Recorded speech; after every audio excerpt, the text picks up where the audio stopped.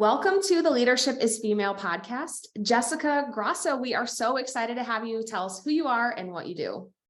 Thanks, Emily. I'm really excited to be here today. I've heard a lot about your show and the other people that have come before me, so I'm very delighted to be here. And I'll just jump in. And as you mentioned, I'm Jessica Grasso. I'm the Deputy Commissioner at the Metro Atlantic Athletic Conference. So I'm also the CFO and the Senior Women Administrator here at the organization. It is a really big title, and I think we all are aware of the MAAC conference, and seeing you as a leader at the top is very exciting, and I can't wait to learn more. So can we start out by learning how did you get there? Sure. I mean, I'm in my 20th year, and it's flown by in some respects, but other times it's been a slog. I was a former student athlete. I played basketball in college, and I knew I wasn't going pro, but I wanted to stay in the atmosphere. And prior to that, I had an opportunity to do an internship with the Women's Sports Foundation. And through there, I made a lot of connections and friends. And a lot of them were going on into professional or athletic organizations. And that's when it kind of dawned on me that, hey, I really want to work in college athletics. I'm not going pro. I want to work in it. And then I sought the opportunities to figure out exactly what do I need to do to get my foot in the door, to get the education, the experience. So I went back I got my master's in sports administration. I volunteered. I tried whatever I could do. I coached. I was a GA. I did an internship at St. John's University, just to figure out, where would I like to go in this space of sports. But like anything else, it all doesn't happen right away. I actually had to go into the, I don't want to say non-athletic world and get a job there, just to get out of the house. But ultimately, I was exposed again to an opportunity where I met one of the athletic directors at the Metro Atlantic, made a connection, big network opportunity, indicated my desire to get into college athletics. And then from there, this internship happened at the MAAC or fellowship, which we still have now. I applied, I became a fellow, and that's where I really got my foot in the door. And it was in compliance, and not everybody goes in that world. But I said, you know what, this is how I'm getting in. You want to get in, this is how you get in. So I got the opportunity. I was actually here as a fellow 20-ish years ago, and was here for that duration. And then I had the opportunity to go on campus at one of the schools. I worked at St. Peter's at the time college, now it's university.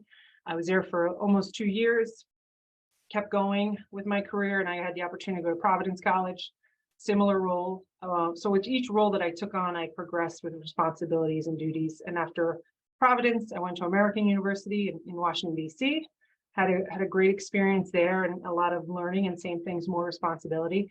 But then the time came where I kind of halted my learning, and I needed something different. So the opportunity came back up at the MAAC, where at the time my mentor, when I was a fellow, she was retiring, Barbara Church. And, I reached out and I said, hey, I'm interested. Can I hear more about it? It's a different side of college athletics that I'm not involved in, but I want to try something new. So from there, I had the opportunity to speak with Rich Enzer, our current commissioner. And he, brought me in, let me take on the new role, and become more involved in business and inside internal operations and contracts and event planning and championships. So I've been in this role for 8 years and been promoted through it. And it's been great. I really like it. Our staff, our membership, collaborating with a lot of folks, and the championship experience is what really drives me. The why of what I do is creating those positive experience for our student athletes, our coaches, and our administrators. So hopefully that's a cliff notes for you, but it's a lot in 20 years.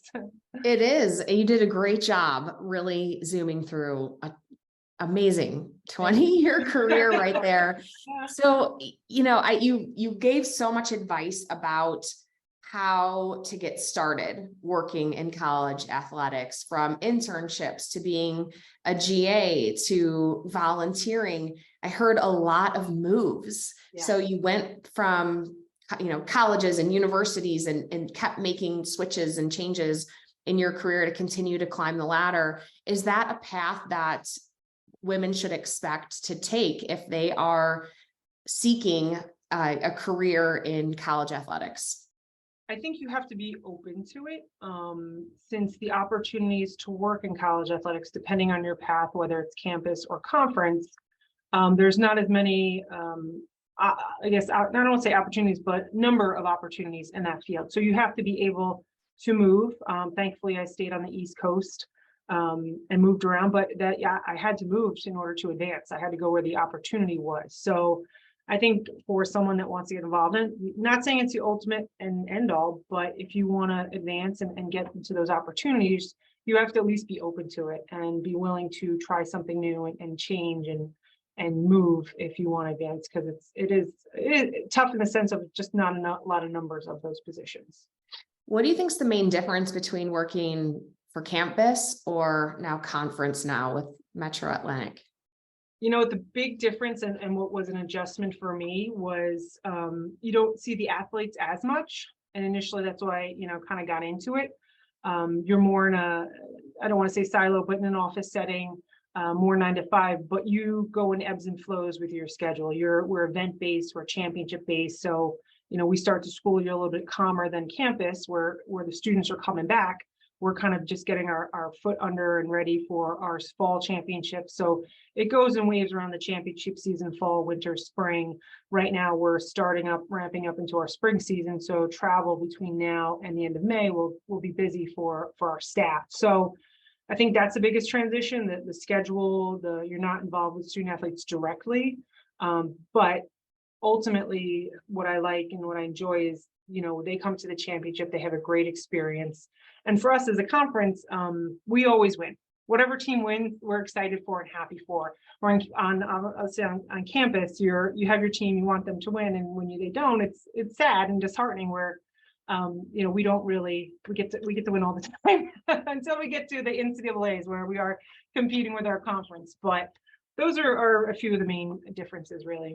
That's such a good point. I love that. You get to win all the time, but really you're focused on building the championship tournaments versus operating those seasons at the university. So what do you do in your role as Deputy Commissioner and CFO at MAAC Conference? I like to think I'm more the behind the scenes. So obviously anything financially related comes through my desk.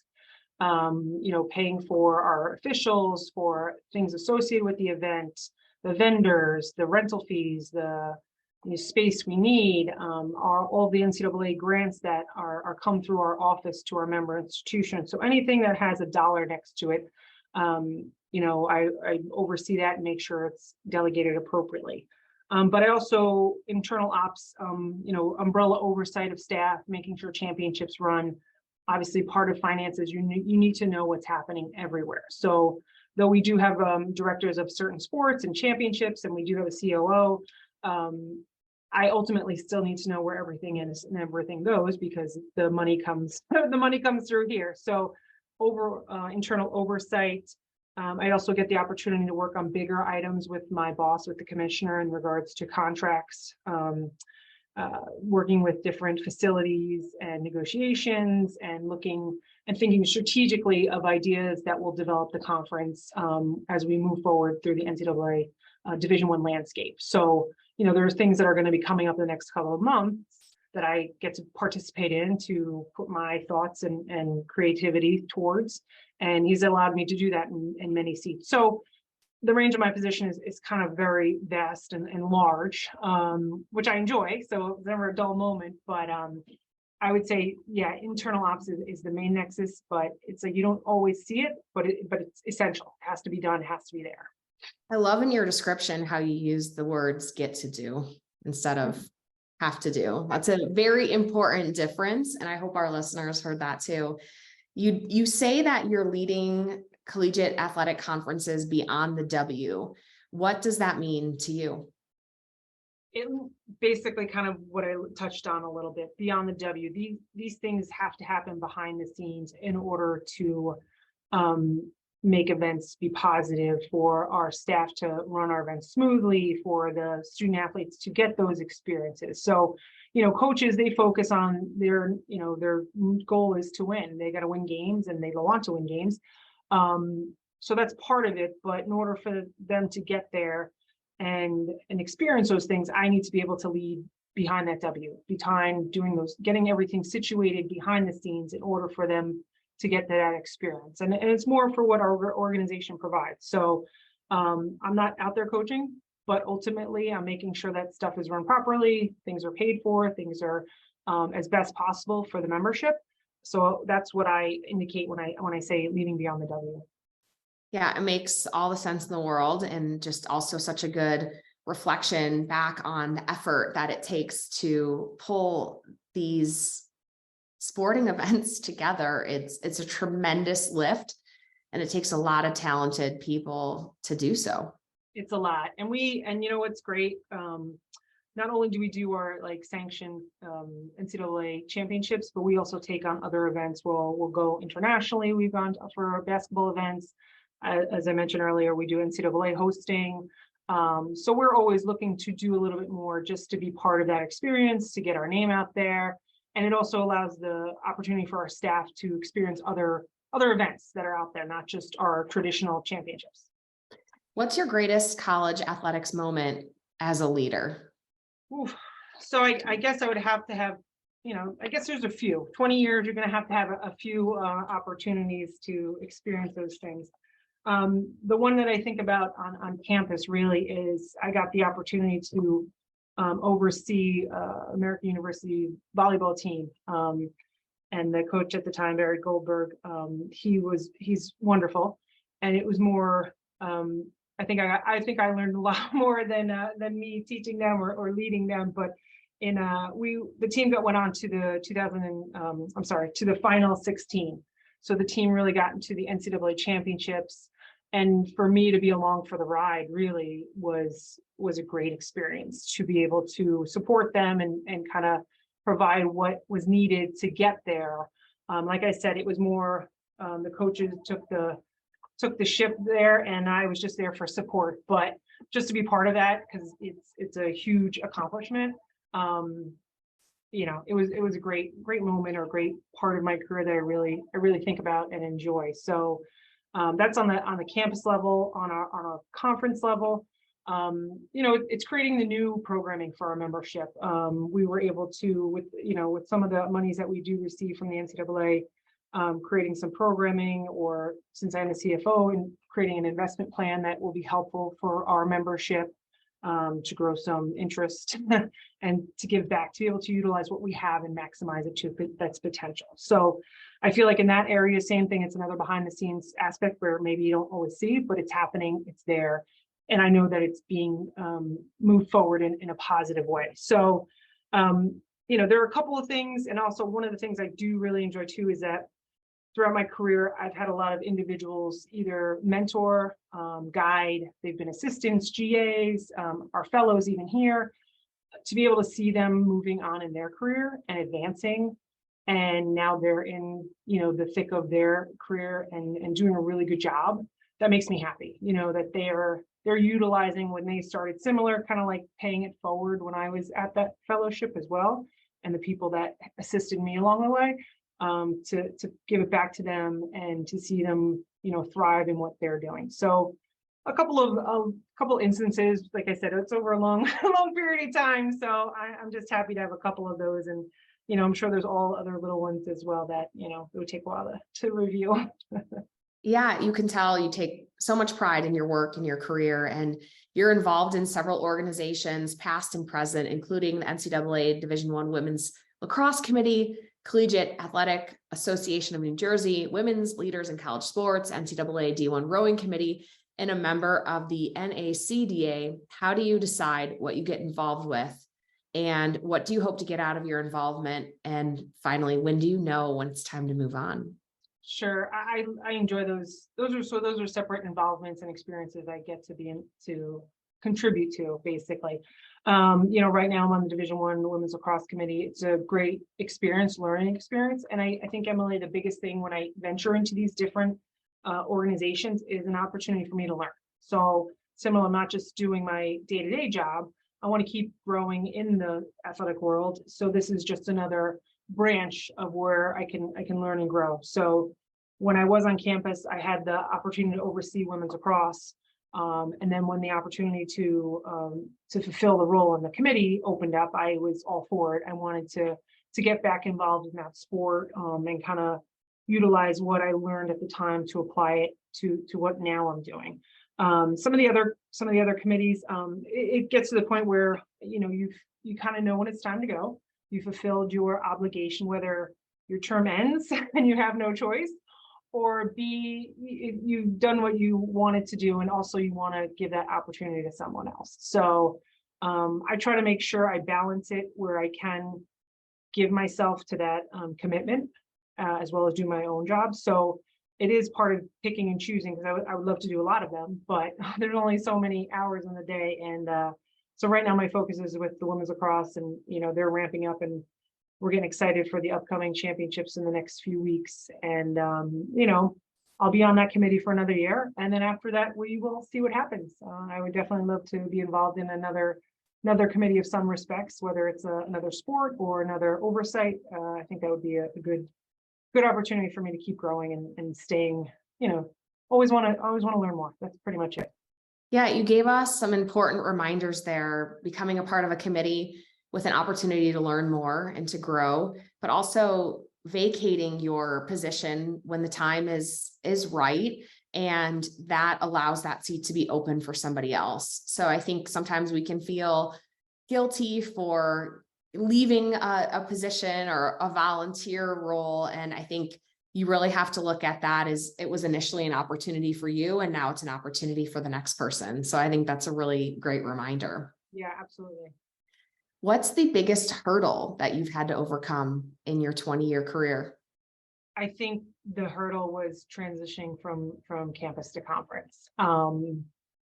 You know, prior to that, I would just move from different campus from one to another, and it was similar, but you know, another layer of responsibilities was added, where from campus to conference was a challenge in the sense of it was just a whole new role, a whole new thing of learning an area that that my boss had the confidence in me to do, and I had the drive to, hey, I'm going to take this on. This is new and exciting.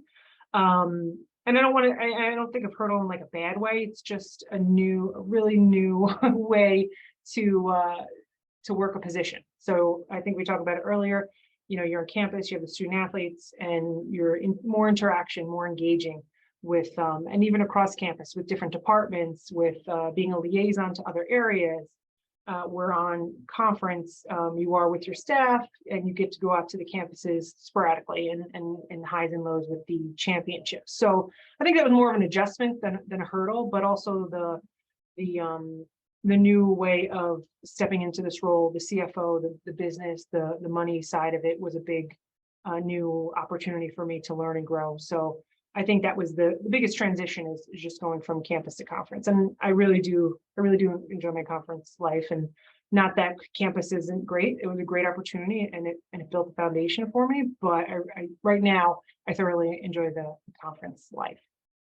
Yeah, it's probably just different walking into the building. Your experience of going into what is as corporate, I guess, as you could get in college athletics, working on the conference side, from, you know, parking on campus and walking among the students and the athletes every day, to your office among the arenas and you know, venues at the university.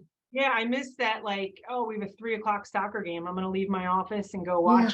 Yeah. You know, and it's like, oh, volleyball's tonight. I'm staying late and I'm doing volleyball, and you know, I don't have that here. We have to, you know, drive to our campuses to do that. So you know, just taking that break in the afternoon to go cheer on your team. I do miss those little, you know, that part of it too. But you know, every position is a new opportunity for you.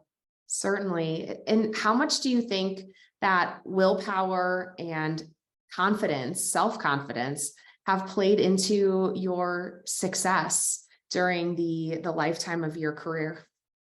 I think it absolutely plays into it.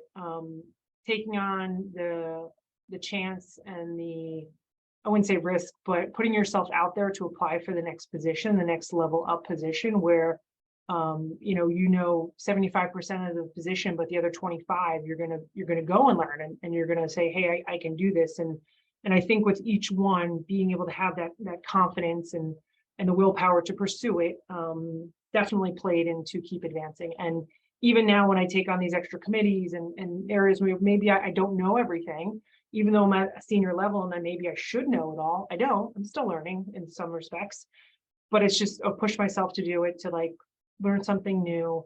And I think that's important to have if you want to keep on growing and advancing up in this world of college athletics and your administrative career. So it's not always there. So I don't want to say I'm always full of it. I would say a good amount of time, and most of the time I am. But I think it is important to have and be able to push yourself to do that in order to keep going up. What do you think it is your personal key to bringing your best, most confident self when it's your first day? Like you have first days of your job, but then with your additional involvement, you have first days of the tournament, you have first days of the new committee that you joined. How do you show up on those first days? I show up excited. I show up open-minded. I like to meet new people. I like to expand my network. So I think it's more full of excitement than nervousness, that you're going to be put in a room with other individuals that are there for the same intent, same goal, whether it's a committee, whether it's one of our events, even the events, it's like all the work built up to that. I'm going to the excited and ready to put on this championship, hoping we did everything we could to prepare. But then also if something should pop up, we're able to circumvent it and minimize any issues. But yeah, I think going into those certain things of being, we talked about being confident, being excited, and it all goes back to like another learning opportunity. Once I know that I hit my plateau in any position and it's time to move on, I seek for that next moment or next opportunity to keep advancing, because that's what gets me going and what keeps me moving in my professional career, is just making sure there's something that's challenging to growth and to learn more. How do you balance being a partner and a leader? And is that your leadership philosophy? And if so, how did you develop it? You're talking about partner in regards to my spouse, right?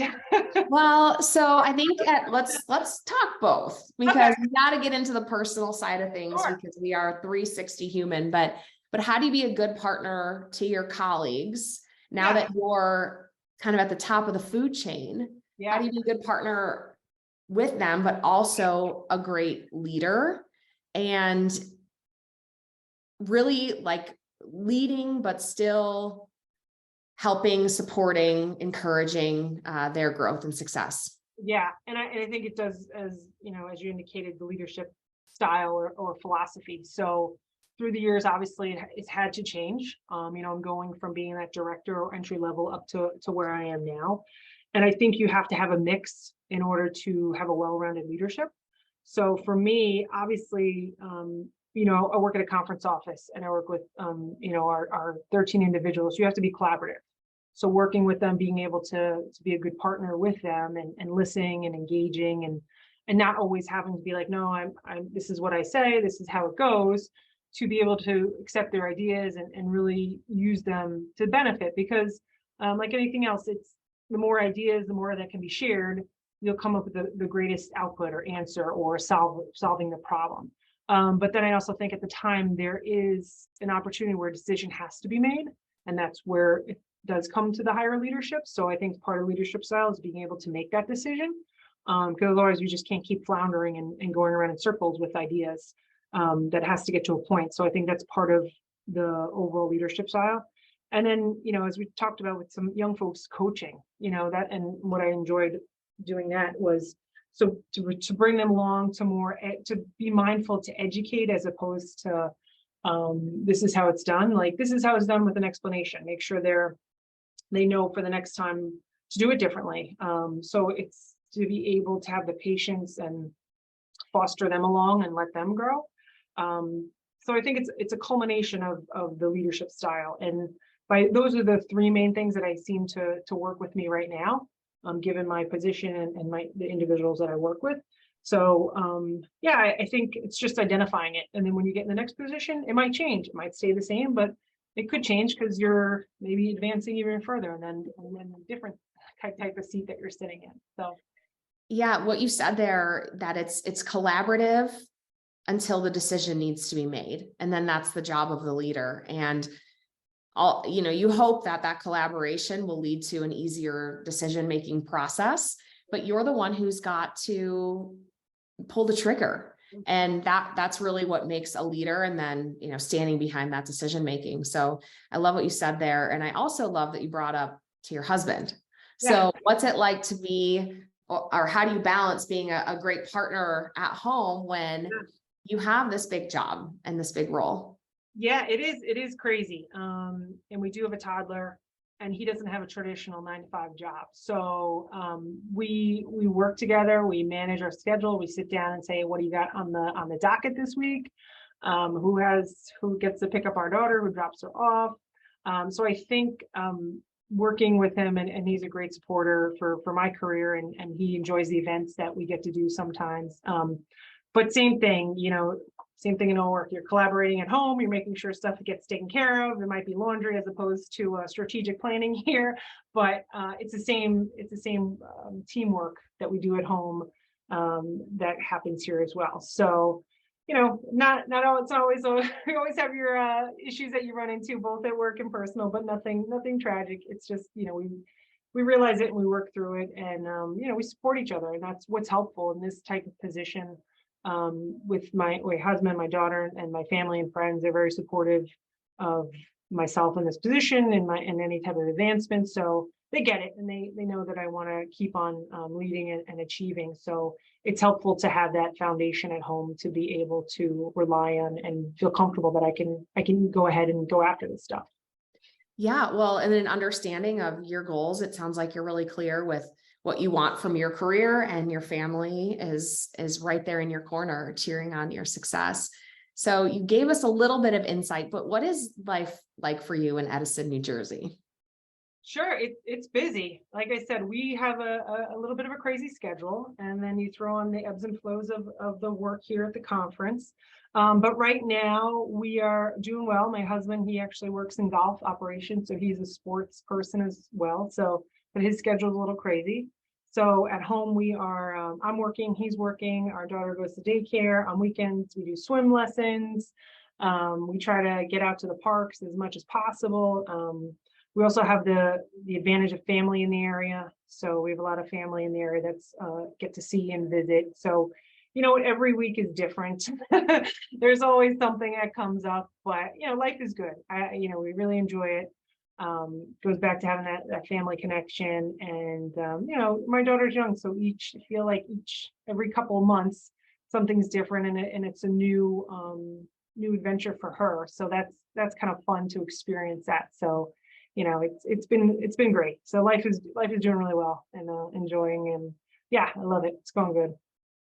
Good. And that's, every week being different is a good thing. It allows your brain to expand and to grow when you're not stuck on the hamster wheel. And I think that's often what sports and a career in sports provides is a break from monotony, because you're always working on something different. The next event is coming up, a new person is coming in, and it's exciting. And I can hear that for you, and love that you're in the toddler stages. Yeah, it's a new adventure. She's all over the place, but I'm just trying to keep up. Yeah, they're little bosses. As soon as they can say their first word, that's for sure. That's true. So, final 4 questions for you. Number 1, what is your best piece of advice for women to apply today to level up tomorrow? I think they need to be open and take on the new opportunities.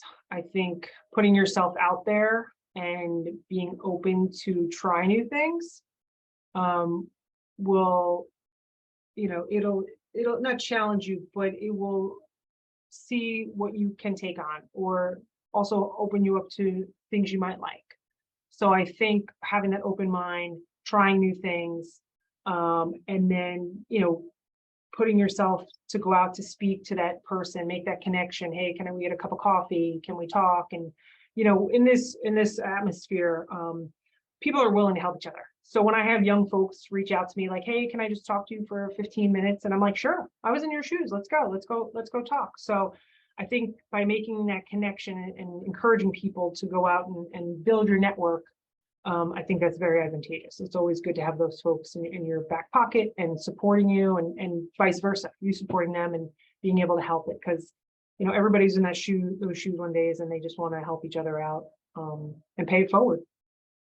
Where are you traveling to next? I have the upcoming NCAA Women's Lacrosse selections Sunday coming up in early May. Between now and then, we have a couple of championships that are local, but the big trial will be out to Indy in early May to review those teams and see who's placed and who's going forward in the championship. So that'll be exciting.